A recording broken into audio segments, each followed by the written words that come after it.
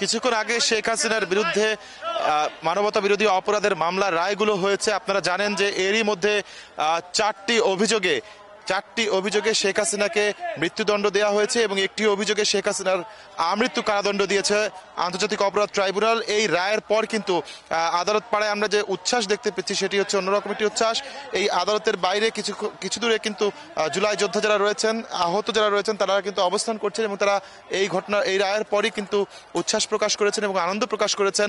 আমরা দেখতে পাচ্ছি যে এই মাত্র ট্রাইব্যুনাল ভিতর থেকে জুলাই আহত যারা রয়েছেন তারা কিন্তু বেরিয়েছেন তাদের কৃত্রিম পা আপনি দেখতে পাচ্ছেন নিশ্চয়ই। তারা হেঁটে বের হচ্ছেন এখান থেকে। তো তাদের সাথে আমরা একটু কথা বলার চেষ্টা করেছি, কয়েকজনের সাথে কথা বলেছি। তারা বলছেন এই রায়টি যুগান্তকারী একটি রায় হয়েছে এবং এই রায়ের ফলে তারা বিশ্বাস করতে চান যে দেশে ন্যায় বিচার যেটি রয়েছে সেটি প্রতিষ্ঠিত হয়েছে এবং এই রায়টি এখন দ্রুত বাস্তবায়নে কার্যকর পদক্ষেপ সরকার গ্রহণ করবে এমনটি তারা আশা করছেন। তো এই বিষয়ে আনুষ্ঠানিকভাবে তাদের কোনো প্রতিক্রিয়া পাওয়া যায় কিনা সেটি আমরা চেষ্টা করছি। কেবলমাত্র রায়টি শেষ হয়েছে, সে কারণে এখানে আসলে ভেতরে যারা ছিলেন তারা ধীরে ধীরে বেরোচ্ছেন। আপনি জানেন যে এই যে আদালত পার্টি রয়েছে এর পাশে সবার প্রবেশাধিকার কিন্তু নিষেধ রয়েছে। তো এই গেটের ঠিক বাইরে অর্থাৎ আন্তর্জাতিক অপরাধ ট্রাইব্যুনালের গেটের সামনে যদি আমি একটু আমার সহকর্মী আশিক এম রাসেলকে অনুরোধ করবো দেখানোর জন্য যে এই গেটের বাইরে কিন্তু অনেকে অবস্থান করছেন। আন্তর্জাতিক অপরাধ ট্রাইব্যুনালের ভেতরে কিন্তু তারা ঢুকতে পারেননি।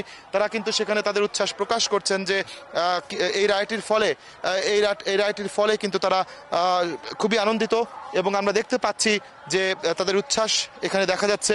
তো কিছুক্ষণ মধ্যে আমরা আনুষ্ঠানিকভাবে তাদের সাথে কথা বলার চেষ্টা করবো। তো এই ছিল আমার কাছে সবশেষ তথ্য।